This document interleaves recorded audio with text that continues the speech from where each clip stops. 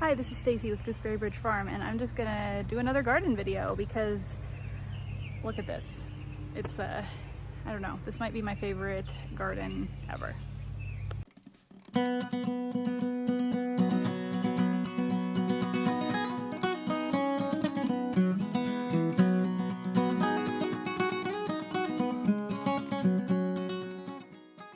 So, as many of you know, I'm not new to gardening, but I am trying a lot of new things this year.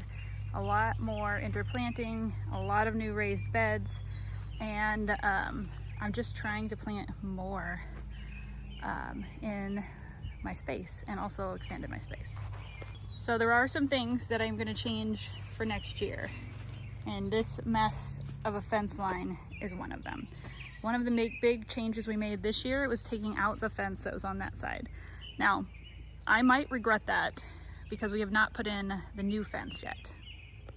The other night we had a raccoon on our porch, and that makes me very nervous because the porch is, okay, so the porch is over there around the corner, and there's supposed to be a fence across here. We've got some other projects going on here, like replacing that tarp with the metal wall that we haven't done. It's been like 2 years. But there's supposed to be a fence there, and there's a fence over here, and it goes right there. So that part is all closed off, and there's a gate and a fence down the back, and this side here has a fence also, but it's open on the front, which seems like the safest space because of how our farm is set up. Stuff like deer are not going to come through here, and we do have a dog in this pen who will bark at anything that moves. So a raccoon is unlikely to be over here not getting barked at, but if it realizes that the dog can't get it, then all of this is just fair game. So we're going to do something about the raccoon if we see him again, but we can't really set traps because we have so many cats that live on our porch, and they would just get in the trap, and then that would waste our effort there. But anyway, we're gonna put the fence there. The fence might just need to come sooner rather than later if the raccoon becomes a problem. A problem for the garden, that is. He's already a problem for the cat food on the porch. Okay, so now that I'm back on the other side of the garden, I was over there, but now I'm over here. I will show you guys my okra. It's growing awesome. It's actually already started blooming. This is the okra I started in the greenhouse. And then this little okra over here is what I planted from seed. But they're different varieties, so it's not really a good direct comparison, but I'm still going to see what produces better, if it makes it worth it. These are my San Marzano tomatoes. So these plants were dealing with some fungal issues, very likely, which I mentioned in the tomato planting video, because we did not clean off the trellises or clean out any of the old tomato plants that died last year before in the fall. We didn't clean them out right away. We left them here over the winter, and it shows because the rest of my garden where it was cleaned out does not have these issues. So I've been treating them. I'm not sure if I can get this to focus on the stem here. Good. Here, maybe I'll put my camera behind it. Come on, camera. See the spots on the stem? That's it's a fungal issue. This one has it too. I've been removing the leaves that have the damage. Oh, come on, camera. Here's one here though.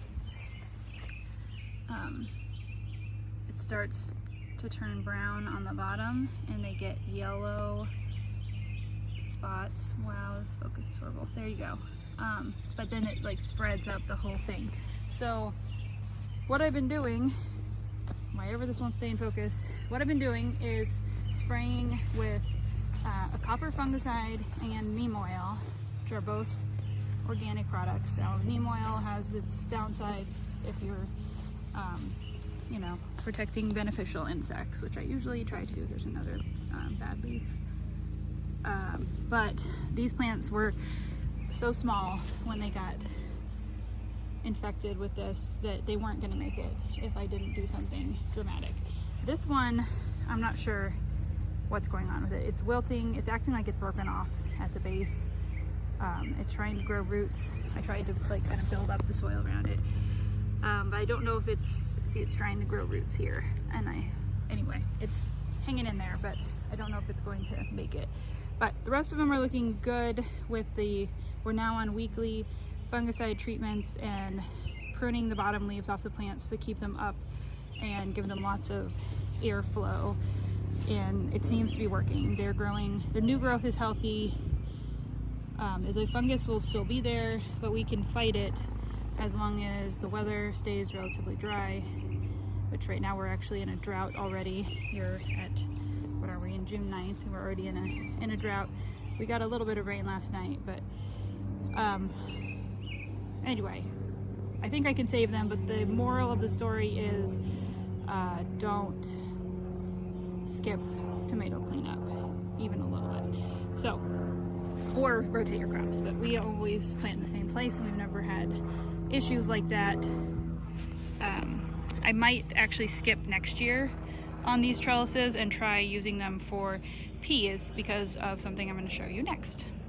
So we talked in our previous videos about the peas and how I have 2 cattle panels here, so the same space that's over there with those tomatoes, and there's about 100 pea plants in this row and 8 tomato plants interplanted with them.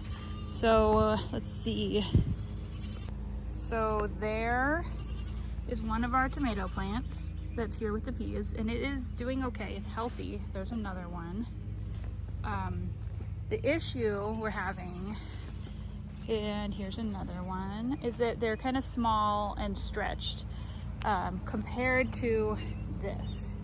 This plant is well over twice the size of this plant. I think that's because of the shade of the peas. These peas are just too much. They're covering too much, and I'm pretty close to trimming down the ones around the tomatoes because we've gotten so many peas off these plants. And now our other 2 rows of peas that are interplanted with tomatoes are producing. They aren't going to last too much longer because it's so hot, but they are producing. So these are the rows we direct seeded the peas. They did not come up as well or as fast, so they were still small when the tomatoes were planted, and the tomatoes that are with them have grown a lot more than the tomatoes that are with the bigger peas. I'll try backing up a little more so you can see the size difference in the peas. Yeah, see how much thicker and taller these are, and they're just shading out the tomatoes. But like I said in a previous video, if they shade out those tomatoes and they don't produce as much or as early or whatever, that's not that big of a deal. So we also have some back here in the back row that have plenty of sun. This one is huge, but those 3, I think there's 3. Oh, there's 4 in one. Oh, it's broken. That's horrible. I don't know, maybe it's not broken, it's just bent over. I'm gonna have to tie that one up. I think I can save it. I thought this brown part meant it was broken, but it looks like it just fell down. It needs to be tied. I think we got some rain last night, but not much. Anyway, I haven't really tied up any of my tomatoes this year.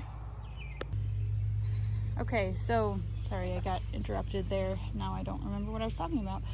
The tomatoes, okay, so I haven't tied them up like I normally do. I'm trying a few different things, like these were interplanted with onions, and I haven't had any of them fall over. These, normally when they're this size, I would have them tied to the cattle panel above them to prevent this, but I didn't this year. Just we're seeing what happens. I will probably come out later today and prune those and tie them. And why I would prune them is because this is just way too much for this height. Like this right here, it's like a whole nother plant, and it's a sucker. This one is also a sucker. I will leave one of them so it's like a Y, and then cut the lower leaves, and eventually it'll attach up here and there won't be a bunch of leaves at the bottom, kind of like this plant. Actually, look at that. This one's all here to show off for us. It's just a straight stem. These two leaves need to go, and then it's a Y, and then the leaves start up here on the cattle panel. If you are interested in more of that, I have a really detailed series of videos from a couple years ago that shows how I prune all the tomato plants and decide what to cut and all of that. So then there's more over here. Anyway, these are bigger, they're doing awesome. They need to be like tucked into the cattle panels to try to keep them growing where they need to be, because at some point all these peas are just gonna die. Usually that happens by mid-June, and it is already starting over here. See where these are brown and yellow? These are the first peas we planted, and they're dying starting at the bottom. So I think I'm gonna trim off a bit above the tomatoes to give them more sun, but overall we've been picking like a couple pounds of peas every day from this, so that part has been worth it. We are freeze drying them. So far so good. It's working really well, and the peas are giving us something to eat and all of that while we're waiting for green beans. So I cook them the same way I cook green beans.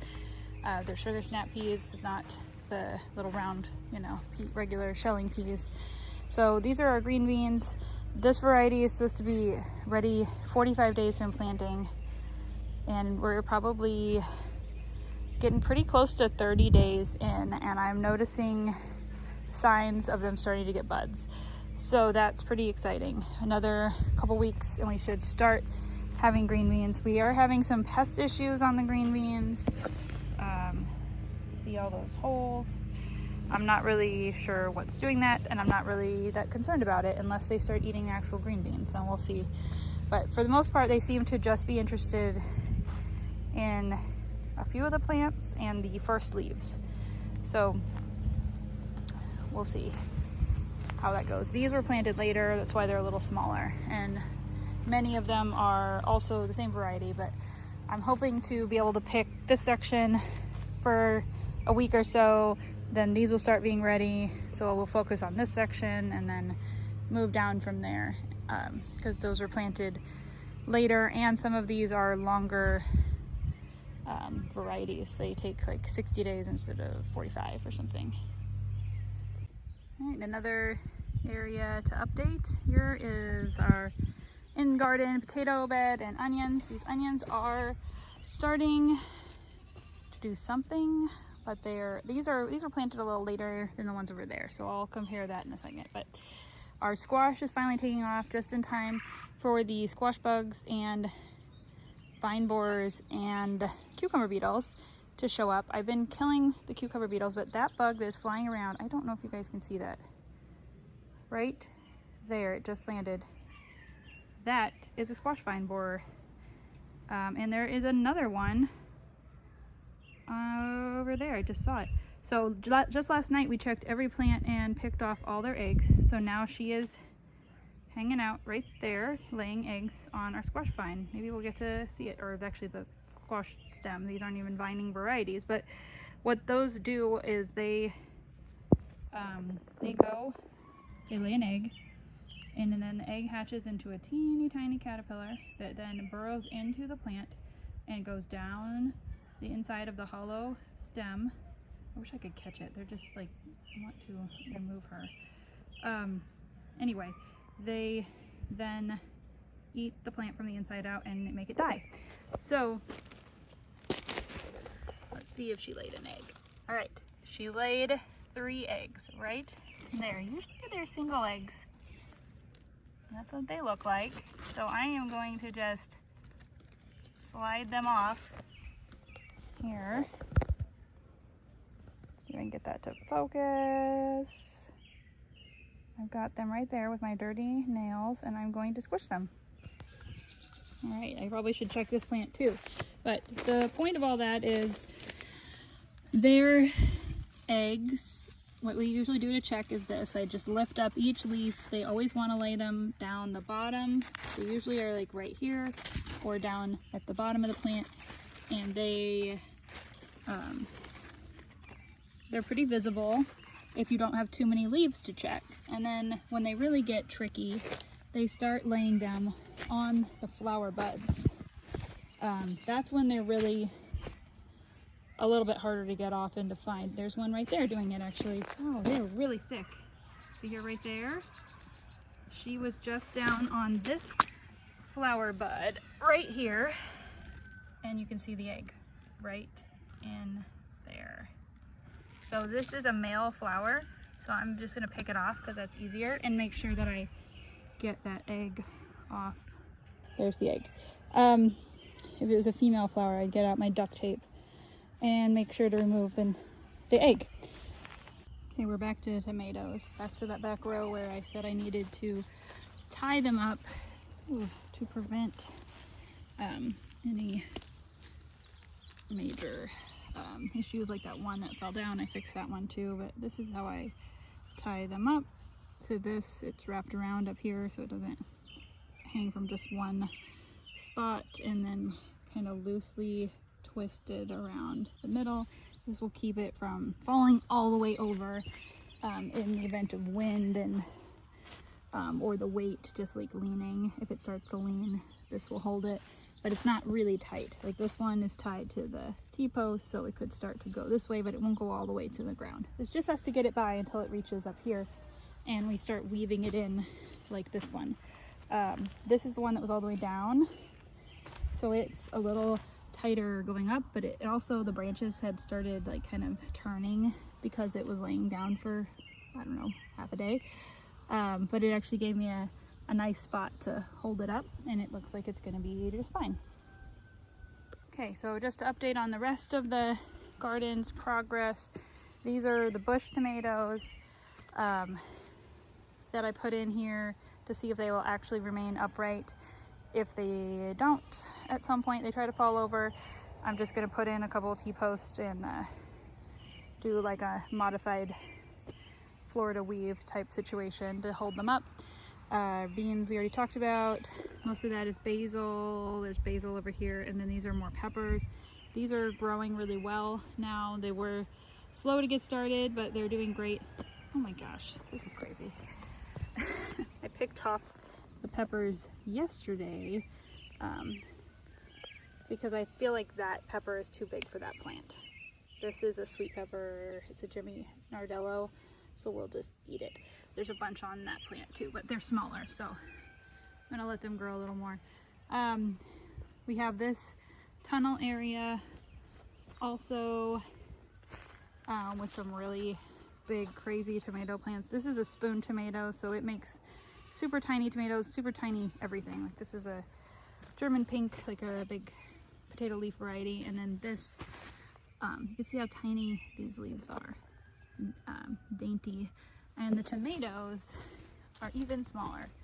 There's some down here that are actually almost ripe, and they're itty bitty. I cannot get the camera in there, but you can see them. They're red. That's cool. I'm gonna pick them tonight. Put them on my salad. Have 2 tiny half bites of tomato. This one is dealing with the fungus. I've been cutting it back and spraying it, cutting it back and spraying it, but it is just so, it's growing back so fast that I can't hardly keep up. So I'm gonna see what happens with that. This area is our vining winter squash. There's also another tomato plant right here. I've been trying to get these to grow up the trellis, which once they latch on, they go for it, but they have to turn through their little curly things, and these guys, they have to wrap around. That one's going across the hall. I'll go pick that up in a second. I usually prune these a little, but since most of them are not growing that fast, like usually at this point they would all be the size of these 3 plants, all these, but they had a rough start, so they're not. So I'm just leaving them. Oh, here's another pest. That is a cucumber beetle, and they are really difficult to catch. Yep, see, got away. A striped cucumber beetle at that, which is worse than a spotted cucumber beetle, and they carry diseases that really affect all of the cucumbers and everything in that family, and it sucks. They suck so much. So this is the first one I've seen that I haven't actually killed. Oh good, we're blurry again. Just gonna have to figure out why that happens so bad some days. Anyway, I've got some more cucumbers here planted with tomatoes and nasturtiums, and my loofahs are finally taking off. That's one there, that's one there. And those are usually not affected by the cucumber beetles or the squash bugs or any of that. So this is some kale. This is what's going on with the kale right now. It's full of holes. It's two different kinds of caterpillars, but I just saw this one, if I can get it to focus. I don't even remember what these are called, but they eat all your kale and broccoli and cabbage and all of that. So this one will go to the chickens. I have been spraying them with VT, but I think we got a little bit of rain and now they need to be resprayed. The VT only kills caterpillars that eat their leaves. So it will only affect those caterpillars. And it's just with this much kale there. This one is a walking stick kale that my son planted, and he really wants it to grow tall, so it's got to stay healthy. And then there's some broccoli right here, and this is all kale. So another thing that I've learned this year is that the bugs prefer the red Russian kale, which is right here. And I do not prefer the red Russian kale because it gets bitter when it's that big. So this one, that's a really good tasting kale, this dinosaur kale, does not have near the amount of caterpillars, though there's one right there, as this does. See all the extra holes in that compared to this one. And then there's another red Russian here, and then all that dinosaur kale is really relatively in good shape compared to this one plant. And then down here, they also prefer the red Russian to the blue curled, which this is the kind that we make kale chips out of. And it has like no holes at all. It looks perfect. And this also looks really good. So I'm not sure if that's because they're all over there on the other section, or if this area, the BT is working better. That little white moth that you can see flying around, that's a white cabbage moth. I think their caterpillars are green. You can see that they're actually flying all over my garden, which they're very cute and all, but no, thanks. They're laying eggs on all of this stuff. There's a lot of caterpillars on this broccoli, but this is the Chinese broccoli, and I've just not been able to keep up with it. So I'm actually using the flowers at this point to attract pollinators, and I've been pressing some of them. If I could keep it cut back, it would make good little broccolis, but it's just not, every time I look at it, it's got new flowers on it. So I've also got some tomatoes planted back here in the weeds. They're doing okay. They need to be tied to this fence. There's some other vining stuff along here that was really struggling and is now doing better. Or just hoping it all takes off. Some beans and cucumber that is full of holes, but those are from slugs, not cucumber beetles. And I planted some new beans, and where the beans died, you can see that little red flower there, that's a runner bean. But like I said earlier, this whole fence has got to go. I'm not doing any more fences without the ability to weed eat or mow on either side. The main reason that didn't work with this fence is this was put up to keep rabbits out of the garden. So it is 2x4 up top, and the bottom couple feet is 1-inch chicken wire here, which is very effective at keeping small critters out of the garden, but it is impossible to get the weeds out of the chicken wire. Where if you have the fence go all the way to the ground like I do over there, you can mow and weed eat on either side of it, and then there's nothing growing up in it. So I'm not going to have any more. And then this is the same issue. This is a cattle panel with chicken wire over it, and because of the chicken wire, the weeds are horrible. So my plan is, if I'm going to have a fence here, to put weed fabric under the fence, or put the fence out and have a grass path in between, which I used to have that grass along the side of this garden, but it still didn't work because of the issue with the chicken wire, because you just can't weed eat chicken wire. It tears it up. Your weed eater, it tears up everything.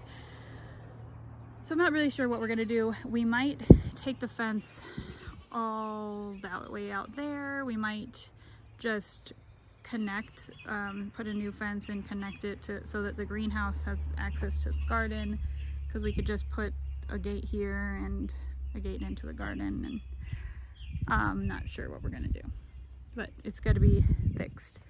I would love to fix the one on that side of the garden where the asparagus is, but since the asparagus is planted there, there's really not much we can do about it because we can't weed fabric over asparagus.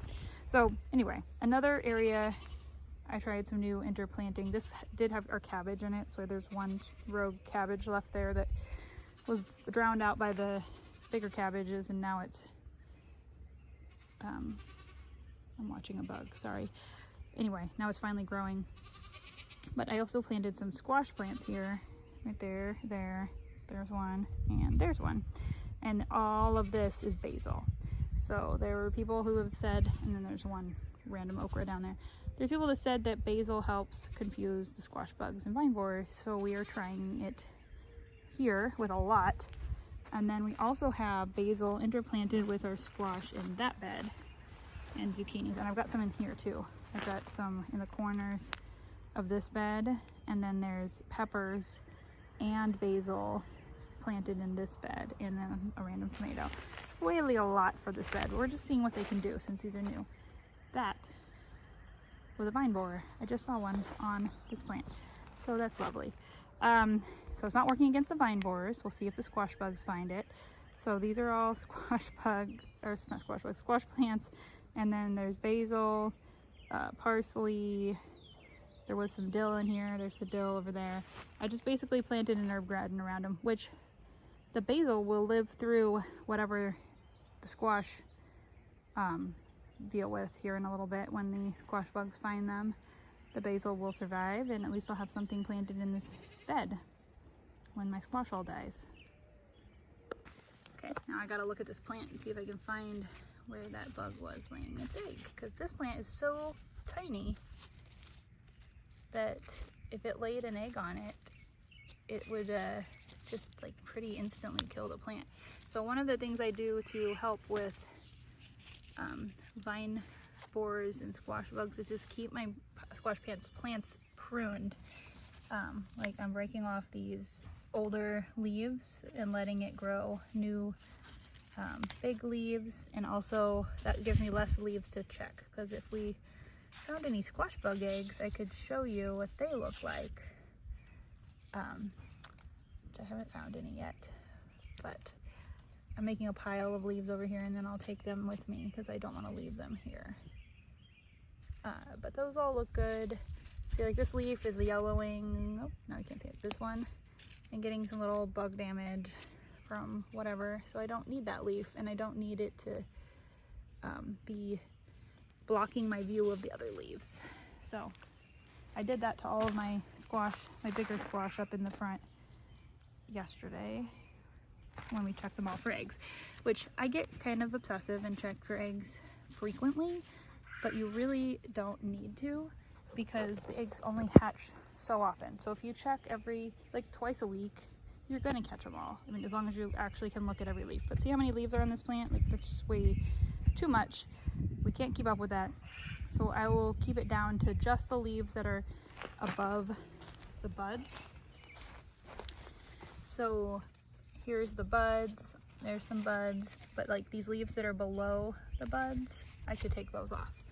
As the plant gets bigger, this will all get easier. Do you need something, Teddy? Okay, Teddy is fine.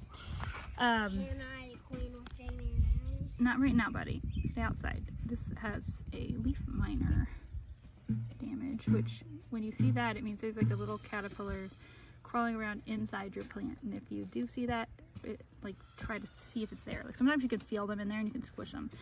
I don't feel one in there. It could be old damage. But these peppers are doing good. They're starting to get some new growth. They were in their little pots too long.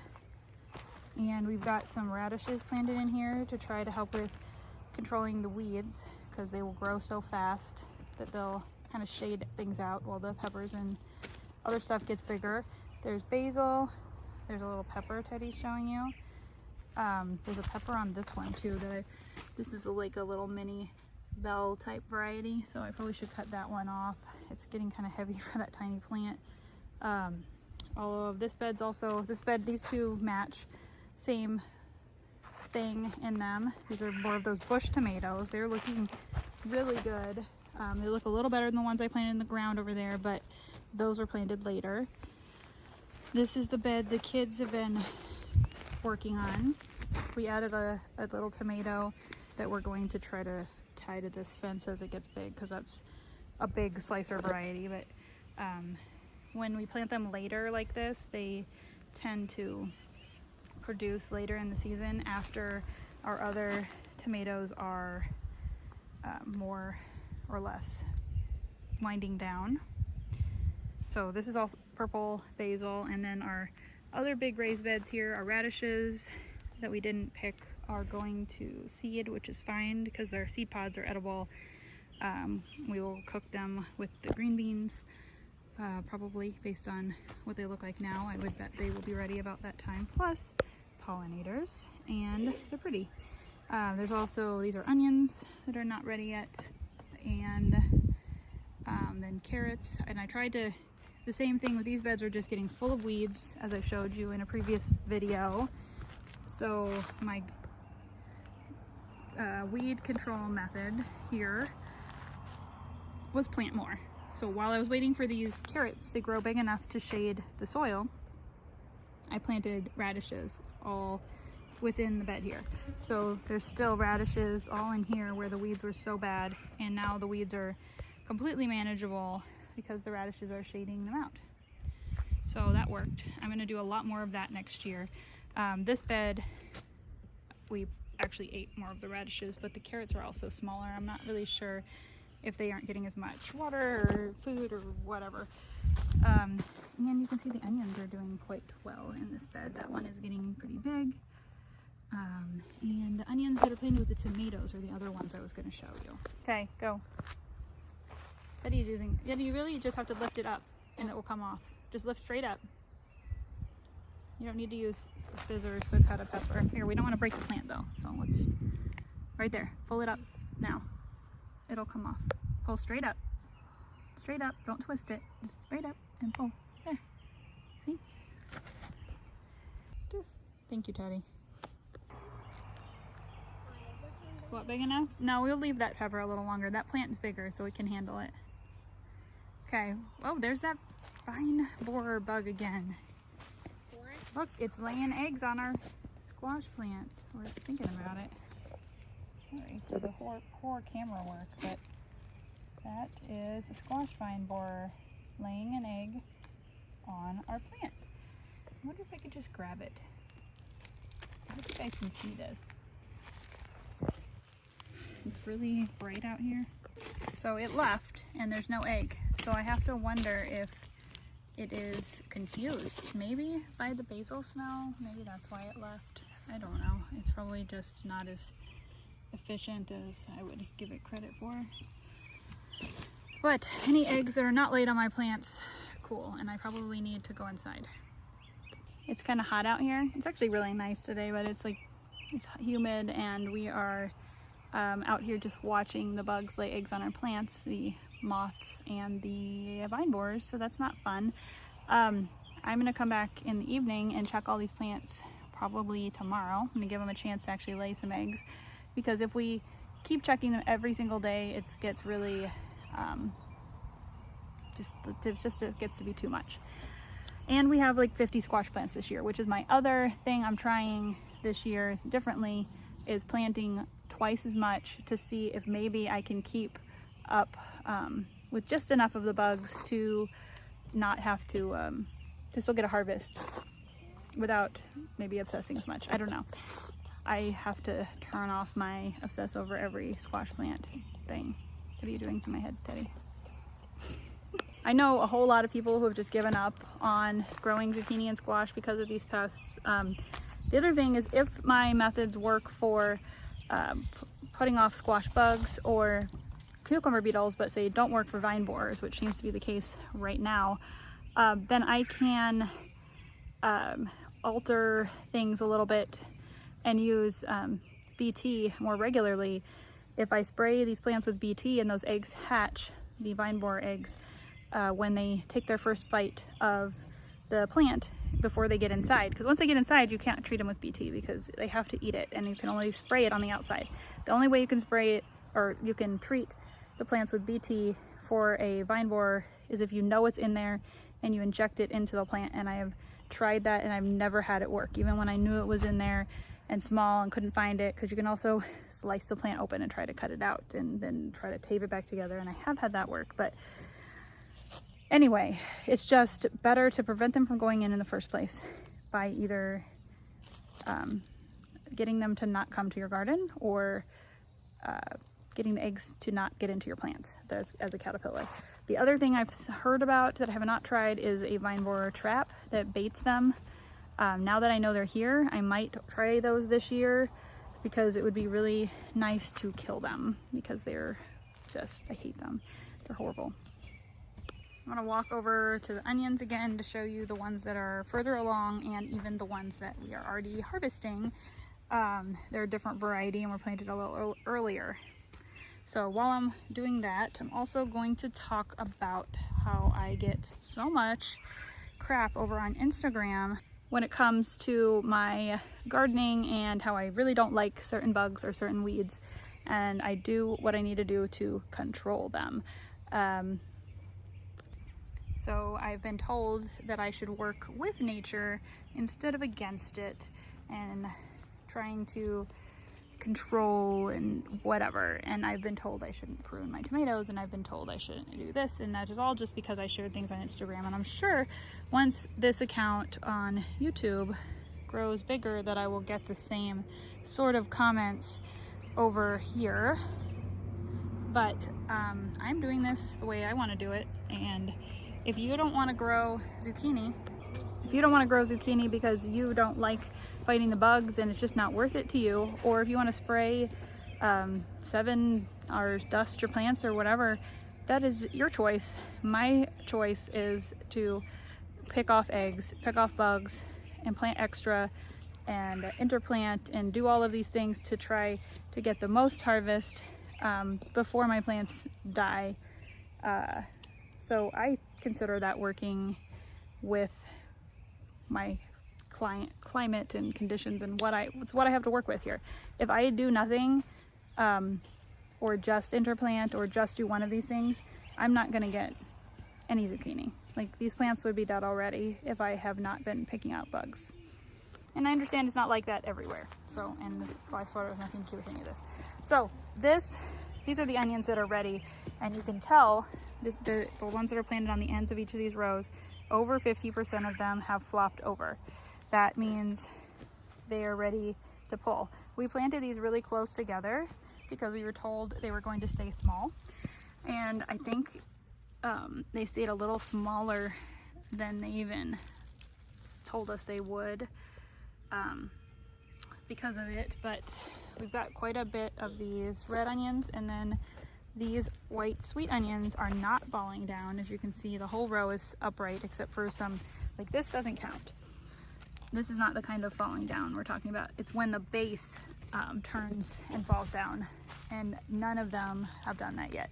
But you can see where they're making onions. So if we wanted an onion for dinner, we could pick one of these, but they will continue to grow. And these are yellow and white sweet onions. You can actually see the difference here. So last thing I'll show you, back here we have our potatoes that are, I thought something might be like walking through them.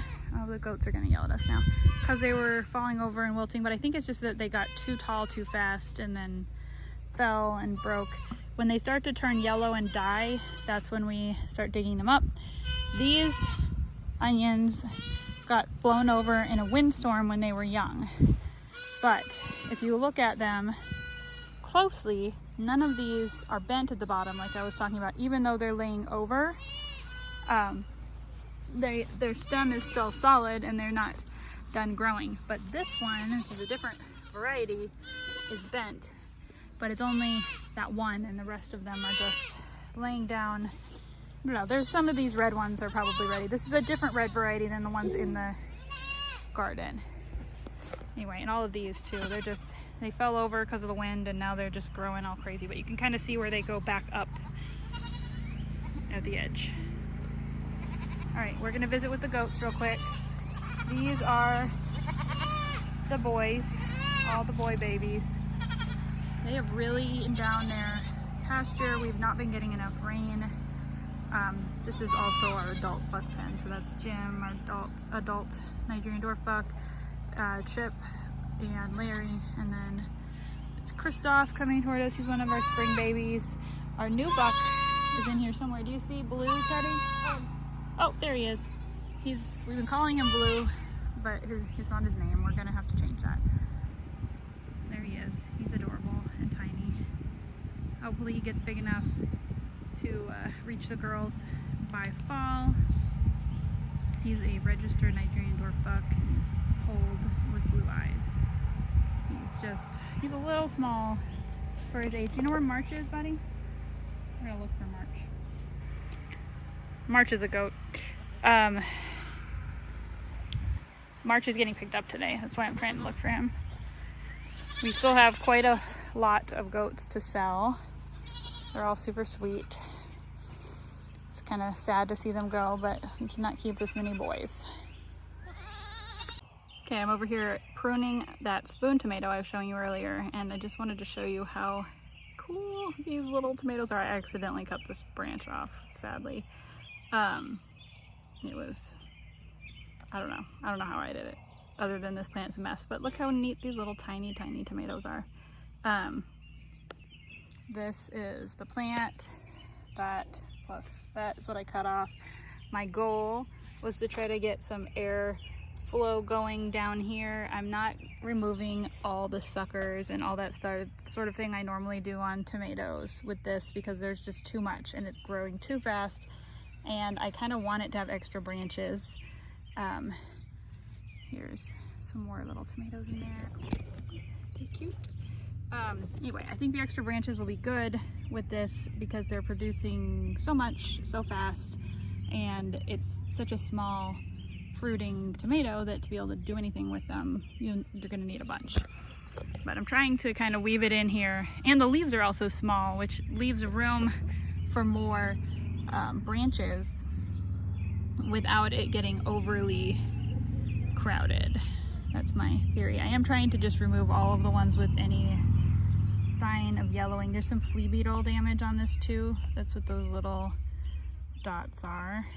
And then the ends of some of the leaves, like this one, is just flea beetle damage.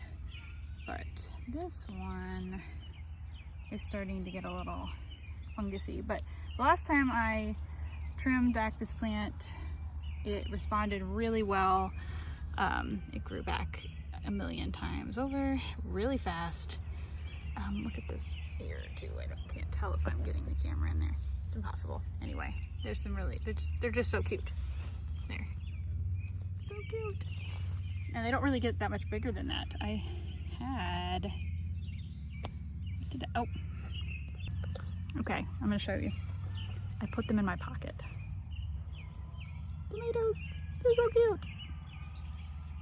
I usually don't let tomatoes ripen on the vine because of pests, but these haven't had any issues other than the flea beetles. And these were ripe enough that they actually fell off the plant on their own.